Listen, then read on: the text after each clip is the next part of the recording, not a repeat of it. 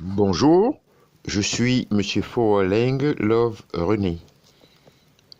Aujourd'hui, dans le cadre de la continuité du cours d'économie, et notamment sur le courant de pensée mercantiliste, nous allons voir James Deham Stewart, né le 21 octobre 1712 et décédé le 26 novembre 1780. C'est un économiste écossais. Né à Édimbourg, il reçoit une formation de juriste à l'université d'Édimbourg et est admis au barreau à l'âge de 24 ans. Maintenant, nous allons voir sa biographie. James Stewart est né en 1712 à Colness, près d'Édimbourg, dans une famille de juristes. Il a 5 sœurs et sera plus particulièrement proche de l'une d'entre elles, Élisabeth. Il perd son père en 1726 ou 1727 et sa mère en 1736. Il étudie à l'université d'Édimbourg les langues, la philosophie et le droit. En 1735, il est admis au barreau d'Édimbourg et entreprend immédiatement son grand tour. Ce voyage dure 5 ans, débute à Leyde, avant de se poursuivre en Allemagne, en France, en Espagne, à Rome. Alors que sa famille est plutôt de tradition whig, il devient proche des Jacobites et rencontre à Rome le chef de cette faction, Bonnie Prince Charlie. En 1743, il se marie à Lady France Wynne, une des sœurs de son ami Lord Elshaw. Son fils, le futur général Stewart, naît en 1744.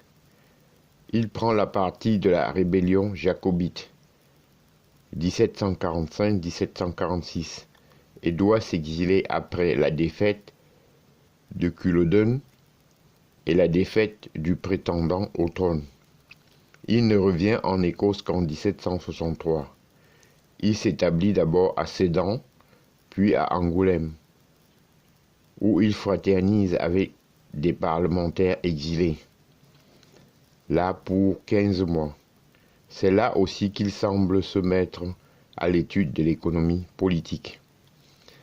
En 1754, il habite à Paris, ville que la proximité d'un conflit franco-britannique l'oblige à quitter en octobre 1755. Il se rend alors à Flandre, puis à Francfort, où il demeure jusqu'à la fin de l'hiver 1757. C'est là qu'il publie son premier ouvrage, Apologie du sentiment, Monsieur le Chevalier, Newton sur l'ancienne chronique des Grecs. Il se rend ensuite à Tübingen, une ville universitaire où, selon Paul Chamley, il passe des années heureuses et fécondes. Il publie les 2 premiers livres de l'Inquirie et écrit l'intention du duc Charles de Wurtemberg, le rénovateur de l'université du lieu, à Dissertation Üben, The Doctrine of Money Applied to German Coins. En 1758, souffrant de la goutte, une maladie, il se rend quelque temps en Italie à la recherche d'un meilleur climat avant de rejoindre Tübingen en 1761. Il obtient que son fils puisse intégrer un régiment de dragons de l'armée anglaise. Parallèlement, la famille quitte Tübingen pour les Flandres et Spa, où séjournent les officiers. Il se montre favorable aux Anglais et est enlevé par les Français qui l'emprisonnent à Givet jusqu'en 1762. En 1771, il est autorisé à regagner l'Écosse et se retire à Coltine. C'est à cette période qu'il rédige les derniers livres, Inquiry, ainsi que des écrits philosophes et théologiques.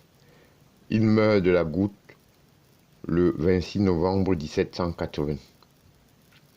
Ses voyages à travers l'Europe ainsi que son amitié avec Hume sont à l'origine de son intérêt pour l'économie politique. Son œuvre principale est l'Inquiry into the Principles of Political Economy, publié en 1767. Les historiens de l'économie qui pressaient d'en venir au grand maître ont tendance à passer un peu vite sur les prédécesseurs les plus immédiats d'Adam Smith. On vu en lui un mercantiliste. Stewart ne se soucie cependant pas uniquement de la richesse d'une nation en tant qu'elle fonde sa puissance et porte un intérêt certain à la consommation individuelle et au bien-être de chacun. Ainsi, écrit-il dans ses principes, le principal objet de cette science, l'économie politique, est d'assurer un certain revenu de subsistance pour chaque habitant, de parer à toutes les circonstances qui pourraient le rendre précaire, de fournir toutes les choses nécessaires pour satisfaire les besoins de la société et d'employer les habitants, de manière à créer des relations réciproques et des liens de dépendance entre eux. Attaché aux subventions à l'exportation et aux taxes à l'importation, Stewart reste et il est vrai dans une logique proche de ce qu'on a appelé le mercantilisme. On parle parfois à propos de lui, de mercantilisme modéré ou éclairé. Adam Smith le connaissait et disait de lui que sa conversation valait mieux que ses livres. C'est peut-être pour cela qu'il ne le cite pas une fois dans La richesse des nations. Karl Marx, en revanche, ne le cite pas moins de 13 fois dans son Capital. J'en ai terminé et je vous en remercie.